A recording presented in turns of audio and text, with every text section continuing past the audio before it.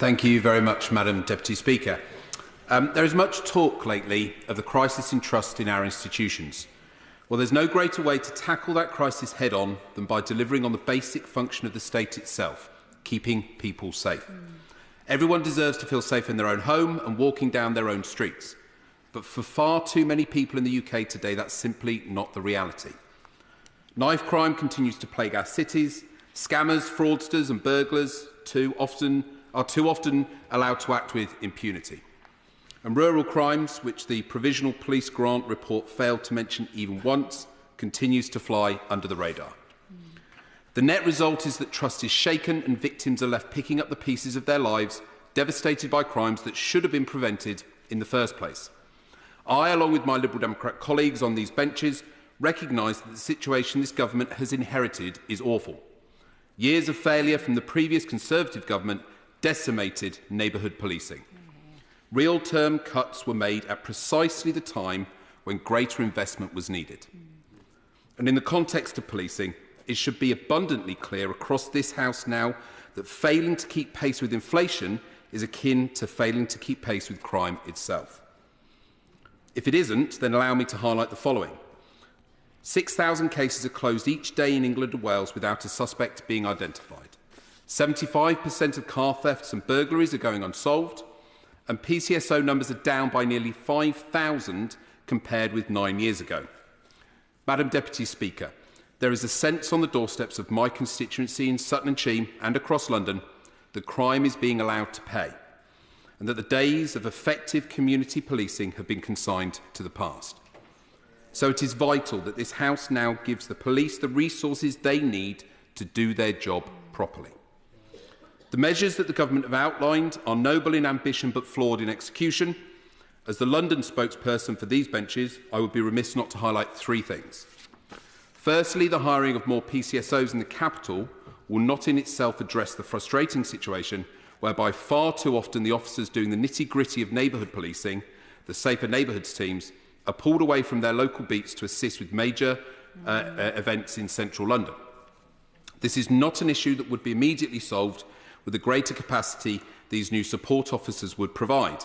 It requires a structural shift within the Metropolitan Police towards keeping these operations separate as far as is possible, so that local policing and national security policing are no longer put in tension.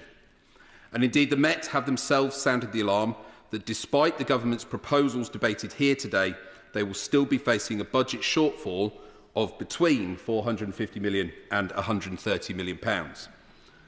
That means that instead of benefiting from new blood, they will instead have to literally decimate their force, cutting 1 in every 10 officers.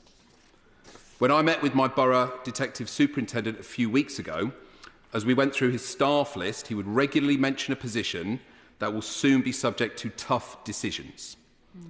And that's the brutal reality, Madam Deputy Speaker, and one that the figures announced today will not fix.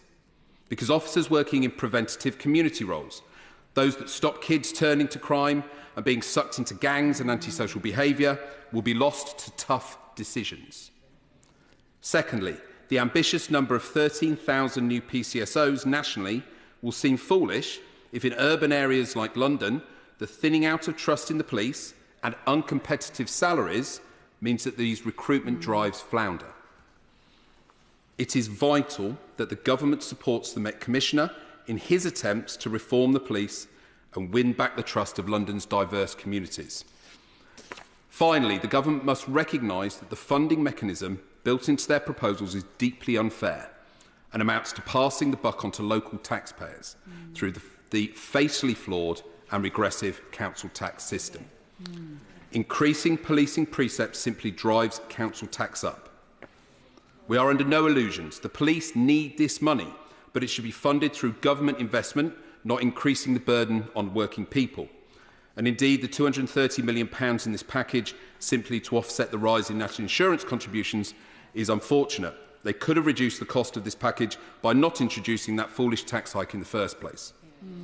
Madam Deputy Speaker, I hope this government has listened to the concerns outlined in the House today and will work across parties to improve their plan.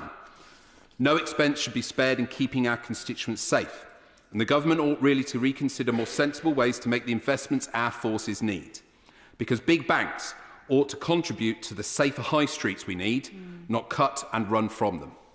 And social media companies who profit from the sharing of graphic, violent videos of crime. Only today, whilst preparing for this speech, I saw on my newsfeed video of a violent stabbing in Carshalton that occurred last week, flanked above and below by adverts for local companies.